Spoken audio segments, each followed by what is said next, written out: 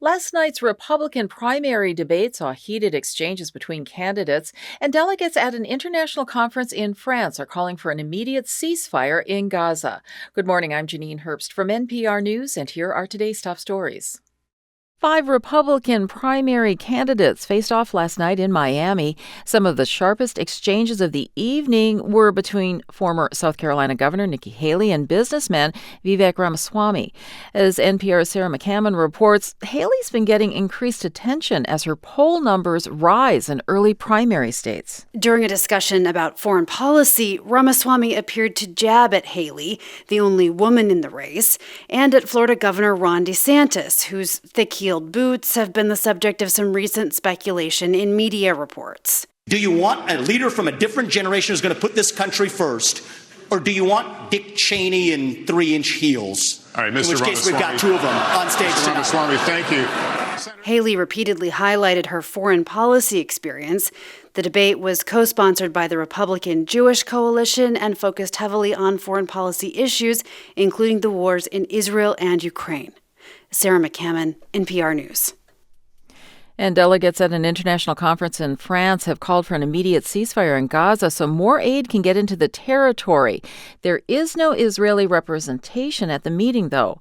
Philippe Lazzarini is head of the UN Agency for Palestinian Refugees. I was in Gaza last week for the first time since the war started. I visited an UNRWA school, sheltering thousands of people. It was heartbreaking. Children used to learn in this school.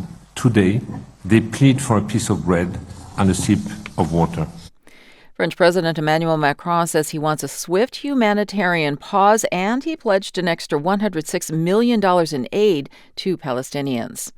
The World Health Organization is warning that in Gaza, the risk of the spread of disease is growing. NPR's Ari Daniel has more. The number of people in Gaza who've been killed and injured continues to rise under ongoing Israeli attacks on the enclave.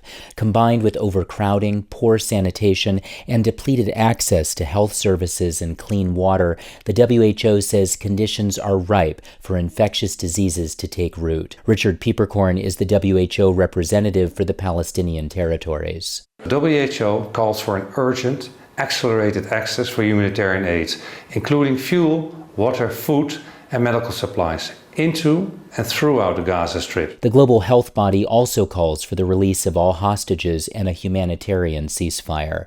Ari Daniel, NPR News.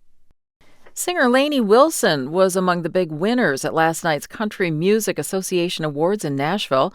NPR's Neda Ulaby says the CMAs are country music's biggest award presentation of the year. Singer Lainey Wilson rolled into the award show with 9 nominations. She rolled out with 3 of the biggest wins: Album of the Year, Best Female Vocalist, and Entertainer of the Year. I got a heart like a truck. Many of this year's winners were familiar, but Tracy Chapman became the first Black songwriter to win the CMA's Song of the Year. That's due to the Luke Combs chart-topping cover of her song Fast Car 35 years after it first came out. So I remember when we were driving in your car. The song also won Best Single. Neda Ulaby, NPR News. You're listening to NPR News from Washington.